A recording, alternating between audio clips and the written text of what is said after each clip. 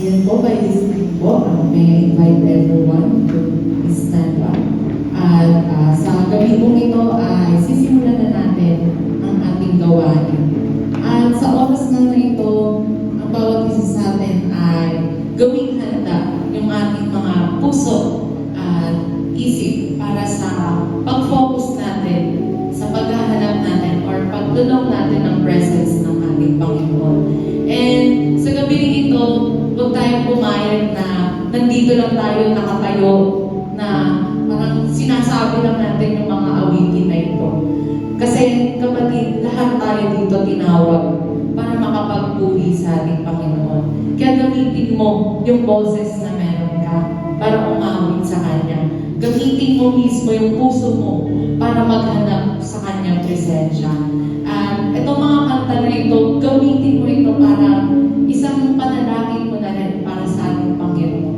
Na talagang hinahanap mo, na dinanais mo siyang maranasan sa oras na ito. Kaya kapatid, sama-sama tayo na muli ay makapupuri sa ating Panginoon sa oras na ito.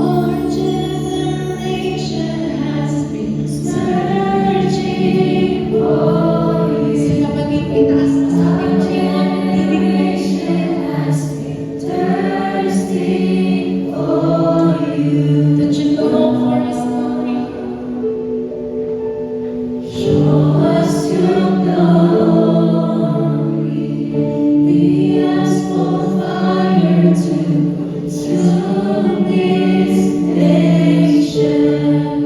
We need a mighty rush wind from heaven down.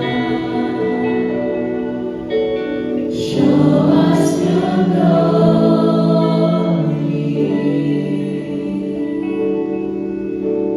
Show us your glory. Yes, Lord, yan, Panginoon namin Diyos na dakila sa lahat. Tuloy nga na sa mga oras na ito, Panginoon. Wala kaming iba na nanais, Panginoon, kundi yung makasama ka, kundi maranasan ka, Panginoon, sa mga oras na ito. Kaya Lord, alam mo kung ano nilalaman ng aming puso. Alam mo, Panginoon, kung sino rito yung talaga naghahanap, Panginoon, mula sa kanilang puso para sa inyong banal na presensya, Panginoon. Kaya Lord, ikaw nga, Panginoon, yung kumatagpo sa bawat isa. Ikaw, Panginoon, yung siyang patuloy na kumilos sa aming mga buhay pa rin, Panginoon. Ipalalas mo sa aming, Panginoon, yung banal mong presensya, Panginoon, na siya nag-uumapaw, Panginoon, sa aming mga puso, Panginoon. At sa oras na ito, alam namin, Panginoon, na ikaw nga ang papapurihan namin at maitatanyag namin sa aming mga buhay, Panginoon. Dahil, Lord, narito ka, Panginoon, sa aming kalagitnaan. At Lord, patuloy nga na sa oras na ito, wala kaming iba nais, kundi may taas ka, mapapurihan ka, Panginoon, sa aming mga buhay. Kaya Lord, gamitin mo kami, gamitin mo ang mga tinig, gamitin mo ang mga puso, Panginoon, na siyang sumasamba para sa inyo. At Lord, patuloy na sa gabi nito, kikilos ka, Panginoon, sa buhay ng bawat isa. Ikaw, Panginoon, yung siyang patuloy na magmamanifest sa buhay ng bawat isa, Panginoon. Kaya Lord, patuloy na sa gabi nito, kami po nagpapasalamat sa inyong banal na presensya na nasa amin, Panginoon, sa oras na ito. Kaya Lord, patuloy ka nga po namin na itataas, patuloy ka namin na dadakilain, patuloy ka namin, Panginoon, na luluwalhatiin gamit ang aming mga buhay, Panginoon. Kaya Lord, sa gabi nito, patuloy na ikaw ang may taas, ikaw ang maghari, at pakapangyarihan mo, Panginoon, yung siyang makita sa buhay ng bawat isa. In Jesus' name we pray. Amen and amen.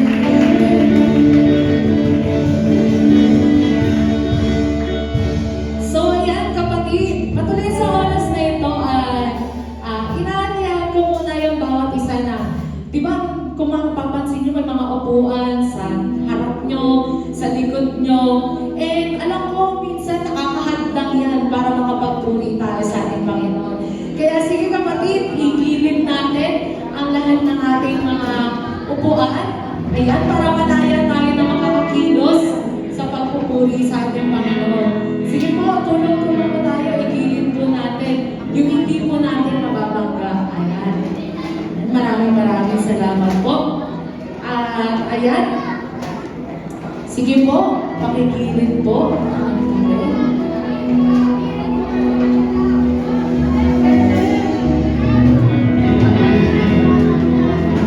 At ngayon naman po, syempre, kung nakikita naman natin pag sinabi ng Panginoon na ang lahat ng maliligtas ay sa gitna. Ayan, syempre kailangan gumitna tayo. Gigilid ba tayo? Ayan. Syempre kailangan nasa gitna tayo. Ayan. At, ayan. Sige ngayon na kapatid, makipagkamayan naman tayo sa ating mga kapatiran. Ayan, sige, makipagkamayan muna tayo para sa ating mga kapatiran. Ayan, kamustahin natin. Syempre, kamustahin din natin yung kapatiran din natin sa, ayan, para naman, di ba, sama-sama tayo mga kapag-praise dito. Ayan. Walang hiya-hiya dito. Walang Tapos kapatid, kapag may nakita ka na hindi sumasayaw, kilitiin mo. Okay ba? Kapag may nakita ka hindi pumapalakpak, kilitiin mo. Hindi mo kapatid, kasama ka dito, kasali ka dito. Kaya sama-sama tayo na magpupunin sa ating Panginoon. Handa na po ba lahat? Handa na po ba lahat? Sige kapatid, magpupunin sa ating Panginoon.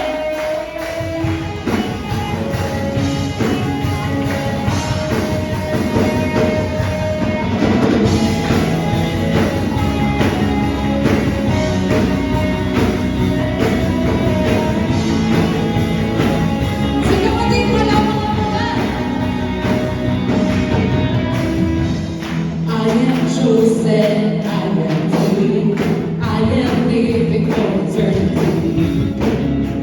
Free now forever. Pick me up to turn around. Set my feet on solid ground. Yours now forever. And nothing's gonna hold me back. Nothing's gonna hold me back.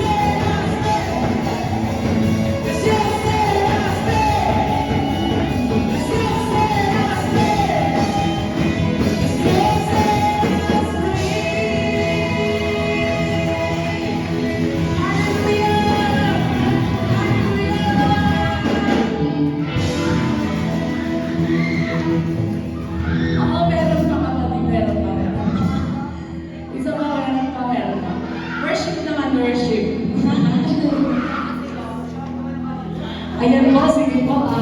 Let's take this time naman para mag-worship naman sa ating Panginoon. And ayan kapatid, mga tulubog ulit yung ating bangko. Ayan, sige po, kumikna po tayo lahat para hindi po, yan. So kapag sinabi ng Panginoon niya na mga nasa gitna na yung maliligtas, naku, wala nang maliligtas. Kaya sige kapatid, i-take natin yung praise. Yung pong praise, ayan. Kung kailangan mag-gawin kayo arms sideward, ayan, para, ayan, maluwag-luwag pa dito, marami pang space. Ayan. Para wala rin, wala tayong pakilamanan dito. Nag-worship na siya, hayaan mo na siya, kasi di ba, malayo na mga yun. Ayan. At sa oras na ito, kapatid, huwag niyong hayaan na yung katabi niyo yung maging distractions niyo. Ayan, sabihin mo sa katabi mo na, kapatid, nandito tayo para magpuli sa ating Panginoon.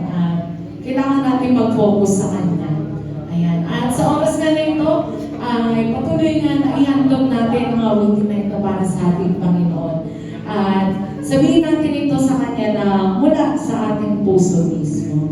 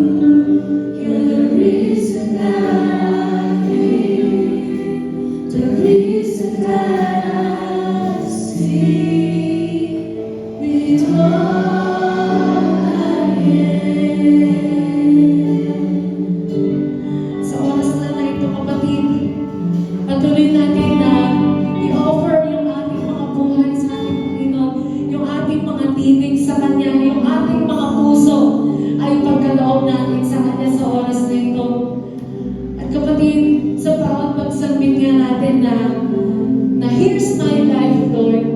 Sabihin natin ito ng buong puso mula sa Kanya.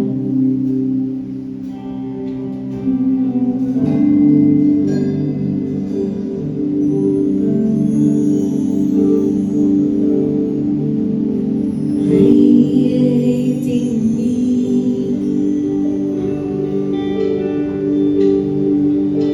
a heart that is clean,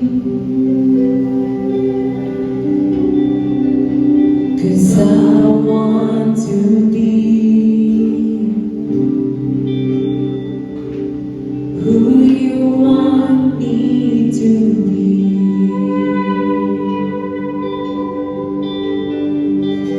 The depths of my soul are yours, Lord, to mold. 'Cause I want to be who you want me to be. Holy Spirit, fill me.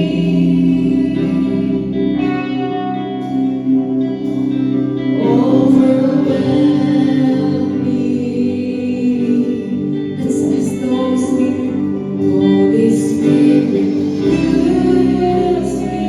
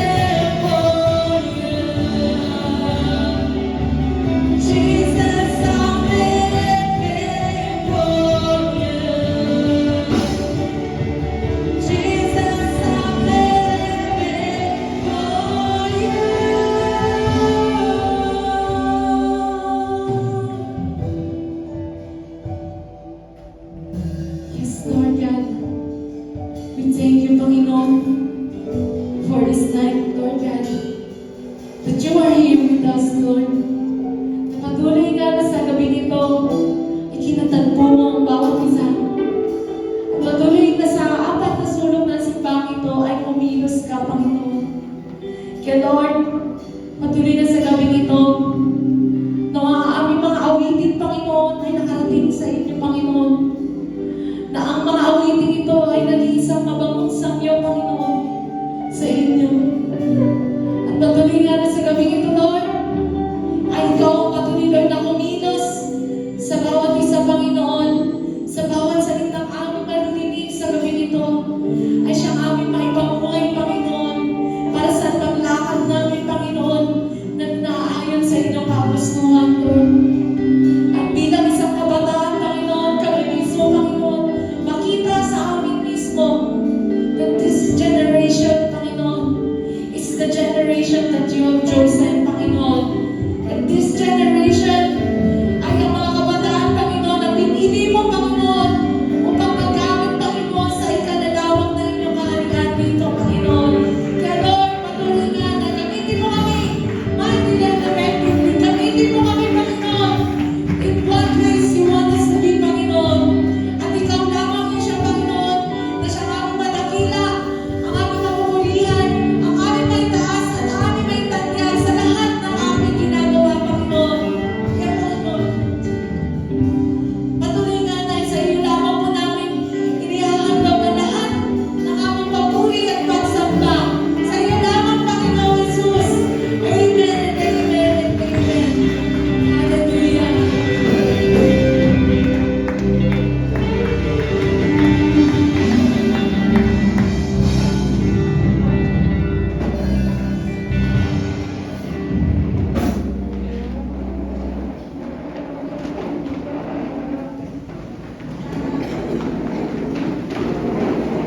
Ayan po, nasa iyo na.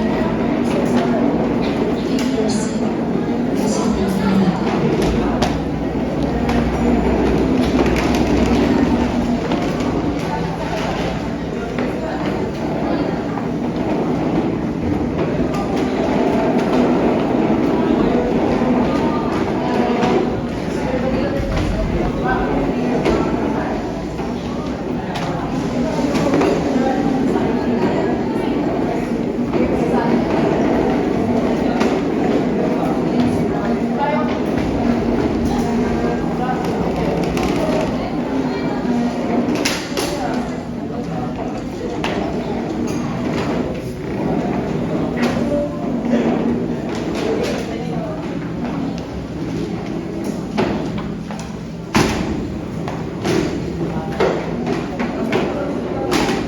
Yan po, no, so isang pagpalang gabi po sa mga isa. I hope and I pray na ang lahat po ay na-bless. Amen. Palakpakan po natin ang ating Panginoon sa mga. And I just want to share po, no, yung aking testimony when I was young. Actually po, hindi ko talaga na-enjoy yung magiging kabataan. You are blessed. Sabi mo sa katabi mo, you are blessed. Bakit po? Kasi at your age, na-enjoy nyo yung pag-serve sa Panginoon. Amen? When I was young, siguro age 12, my mother passed away. At talagang humarap po ako sa isang matinding responsibility. Ako po talaga yung tumayong nanay sa mga kapatid ko. Halos di ko po talaga na-enjoy. Ayan, halos talagang, na ang hirap, ang daming responsibility. Diba? Pero kayo, bilang mga kabataan, alam niyo po, you enjoy serving God, pero hindi lang enjoyment. Amen? Ang kailangan po doon, commitment. Kailangan yung totoong commitment sa Panginoon, sa pag-serve kay God. And this evening po, no, nais ko pong i-share sa gabi pong ito, yung nais pong sabihin ng Panginoon. Pero sabi mo sa katabi mo, kapatid, tapikin mo. Kapatid, makinig ka. May gustong sabihin sa iyo si Lord ngayon. Amen? So, wag mo munang pakinggan yung katabi mo kasi focus muna tayo kay Lord. Amen?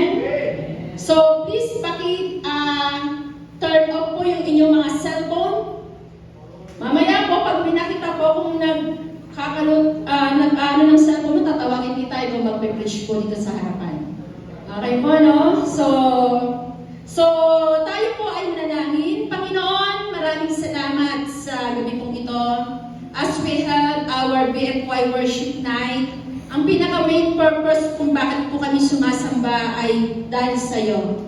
Lord, sa gabi pong ito, whatever reasons that we have in our heart, ikaw po ang nakakasalisik nito, O Diyos. Kaya naman, Lord, as we come to you, let our life be a pleasing sacrifice, holy and blameless sa iyong harapan. Ang aming mga awitin, ang aming pagtalon, yung aming pagtaas ng kamay, yung pag-awit po namin gamit ang aming mga tinig, O Diyos. Ito ay para sa iyong kapurihan at hindi po para sa aming mga sarili. Lord, speak to us with might and power among these young people of our generation, na hindi lamang po nila ma-enjoy yung paglilingkod, yung companionship ng bawat kaibigan nila inside the church.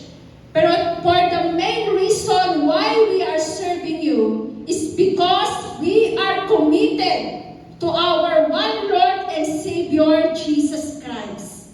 Lord, naisin mo po na ang puso ng bawat isa ay mapagpala sa gabi pong ito.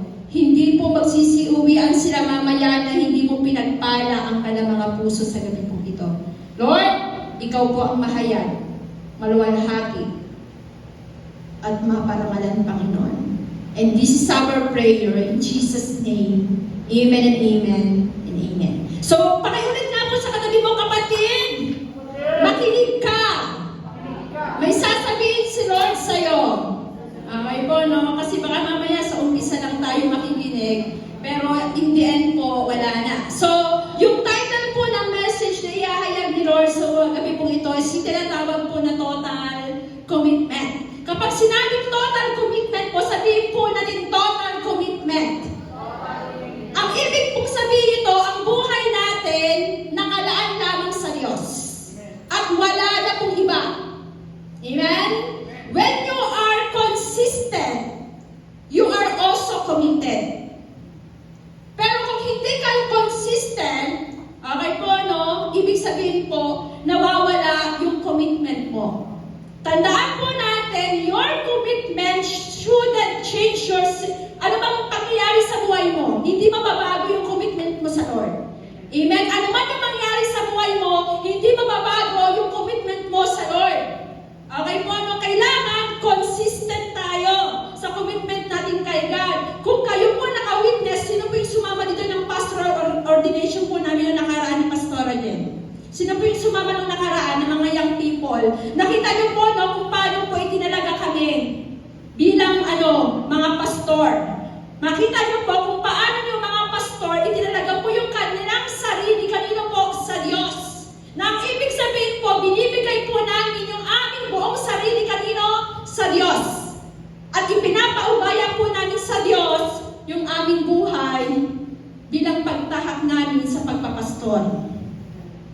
I know, maybe one of young people here, 1, 2, 3, 4, naniniwala ako, someday soon, God will call you.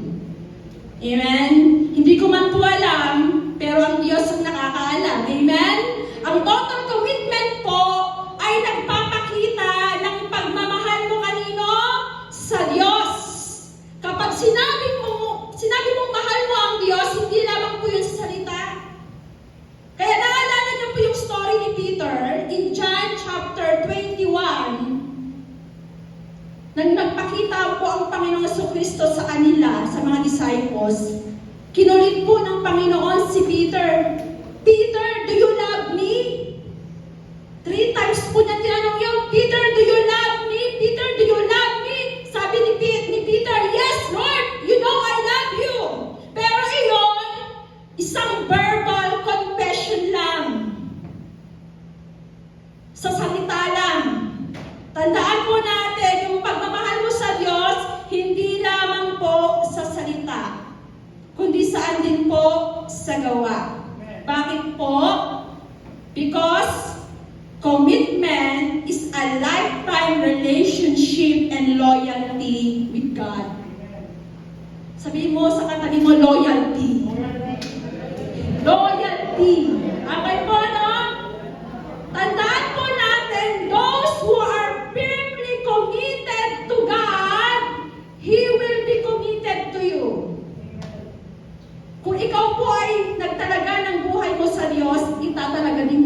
Diyos yung kanyang sarili sa'yo. He will be committed to give you strength. Palalakasin ka ng Panginoon. At kung pinaparalalan mo siya sa buhay mo, naniniwala ko, God will honor you also. Kung nagtatanim ka sa Panginoon, aani ka sa Panginoon. Amen? So tandaan po natin, walang tanong-tanong without question, God is totally committed to us. Amen? Ang word na commitment, ito po ay merong word na pangako. Meron po ba ako nilagay dyan? Wala po, no? Pangako, obligation, ayan, tungkulin or responsibility mo. So, if there's one word to describe yung God's commitment sa atin, yung commitment ng Panginoon sa atin, ito po yung word. Yung faithfulness ni God. Yung katapatan po ng Diyos. Kaya nga po sa verse natin, sige po, next slide po. Let's read po yung ating verse po ngayon. Sa 1 Kings po 8. Ayan! Sabay-sabay po natin babasahin po, no? In 1 Kings 1, 2, 3, basa. 1 Kings 8:61. Sabi ko po, basa tayo eh. Okay po, no? 1, 2, 3, sige pa, ganito na lang. Mga lalaki po ng pogi. Presence of God inside. Hindi po sinabing handsome ang mukha, no? Pogi, ibig sabihin po, presence of God inside. Okay po, 1, 2, 3, basa. 1 Kings 8:61. And may your hearts be fully committed to the Lord our God, to live by His decrees and obey His commands as at this time. Sa lahat naman po na naggagandahang babae, wag pong aangal ang mga lalaki po, no? Okay, 1, 2, 3, basa! 1 Kings 8:61. And may your hearts be fully committed to the Lord our God, to live by His decrees and obey His commands as at this time. Okay po, ang ganda po ng version po, no? Be fully committed. At nakapalaw po doon yung ating puso. Alam niyo po, ay yung historical background po, bakit ko po pinili po itong text na to. Alam niyo po, si Solomon, natapos siya na pong itayo yung building po. Yung building, the temple of God. Okay po, no? At ito po ay itinalaga na po para sa Diyos. Okay? Nung matapos na po yung seremonya at that time, he prayed for the people also. Ipinag-pray niya po yung mga tao at that time, and his prayer na itong mga tao ito would know God and His command. Malaman po ng mga tao yung utos ng Diyos at yung Diyos na kanilang sinasamba at magkaroon po sila ng puso na ano po, be fully committed to Him. Alam niyo po, ito rin po yung aming prayer para sa mga kabataan. Na talagang kayo po ay maging committed po sa Panginoon. Bakit po? Alam niyo po, madaling mag-commit sa isang bagay. Kung ang isang tao po, ang isang kabataan na katulad nyo, ay talagang yung level po, nung exciting moment nila. Kagaya po kanina, no? Yung nagpa-praise and worship tayo, grabe po, paikot-ikot pa, talon-talon. Pero alam niyo po, sana ganyan yung commitment mo sa Lord. Ganyan katindi yung commitment mo sa Panginoon. Amen? Kasi nadadala ka eh. Nadadala ka ng mga tao sa paligid mo, grabe. Pero, halimbawa sa isang business, no? Kapag, sino po yung business, ano po dito, no? Kung gusto mong magkaroon ng isang business, talagang alam mong kikita ka ng malaki, manghihikayat ka pa, mag-ano tayo ng business, di ba? Tapos kumita. And then later, a week later, parang bumaba yung sales mo, nag-stop ka, okay po, no? Talagang ang dami mong nahikayat, pero hindi naman kumita yung business mo. Alam niyo po, nakakalungkot po. Unfortunately, the same thing happened in church. Sa umpisa, nag-aalab tayo. There is revival, or a special speaker na magsasalita sa mga kabataan. Talagang everyone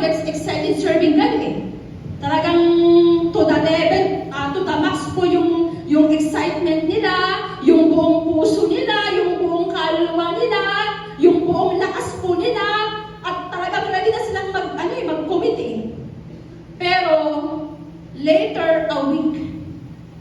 Ayan. Nung sila na po ay pinagtatawanan dahil sa kanilang pananampalataya, dahil sa kanilang paniniwala, they back down. They step down. Makikita mo na sila, ginagawa na yung mga bagay na hindi dapat makita sa kanila at hindi dapat nila gawin. So, mga kapatid, mga kabataan, alam niyo po kung i-apply natin yung salitang commitment, malawak po ito eh. Napakalawak po at sinasaklaw dito yung maraming bagay.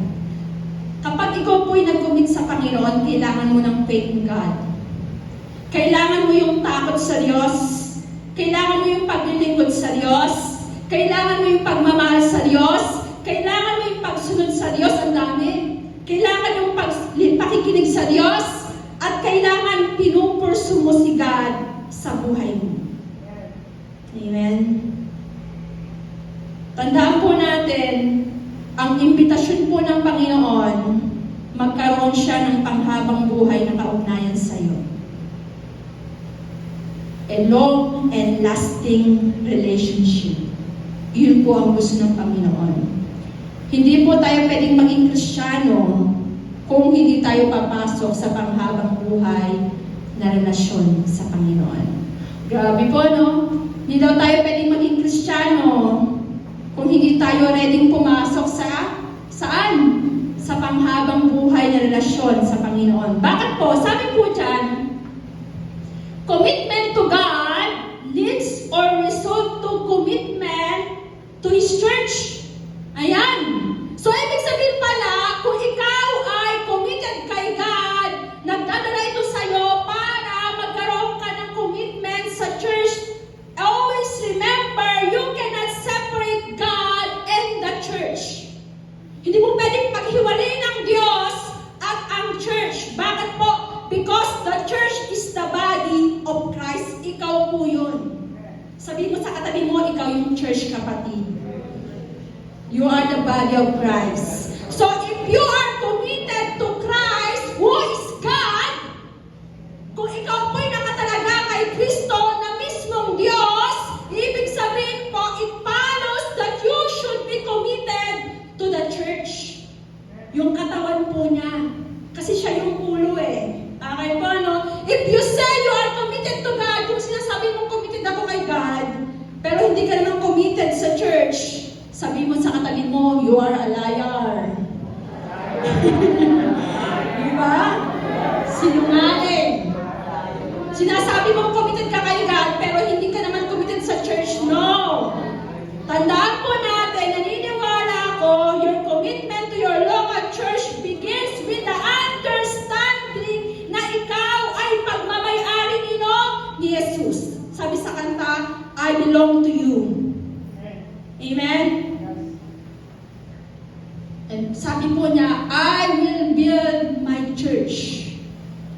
Yung church po, biblically pinag-uusapan, ikaw at ako. Lahat po tayo doon. Kapatid, if you know that Jesus owns you, kung alam mo na ikaw ay pagmamay-ari ni Kristo, and you are building along with children of God, tandaan po natin, hindi pwedeng hindi ka mag-commit sa church eh. Kasi naunawaan mo na pagmamay-ari ka ng Panginoong Jesus. Amen? So, I will give you 6 reasons bakit kailangan din mag-commit sa church? Bakit kailangan din mag-commit kay God? Una, yung commitment po natin sa local church is biblical. Sabihin po natin biblical. Kung mananotice nyo po, for example, si Apostle Paul habang siya ay sumusulat sa mga believers, he called them a church. Magbigay po ako ng example, no? Sabi dyan sa Corinthians, to the church of God in Corinth, to those sanctified in Christ Jesus and called to be holy together with all those everywhere who call on the name of our Lord Jesus Christ, their Lord and ours. If you will notice, ano ginagamit ni Pablo? To the church. To the churches in Galatia, to the churches in Ephesus, gumagamit siya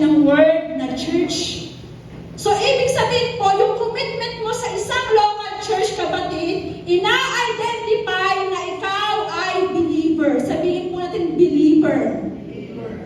Bakit po? Because you are particularly in a one church, in one place. Okay po? No, ibig sabihin po,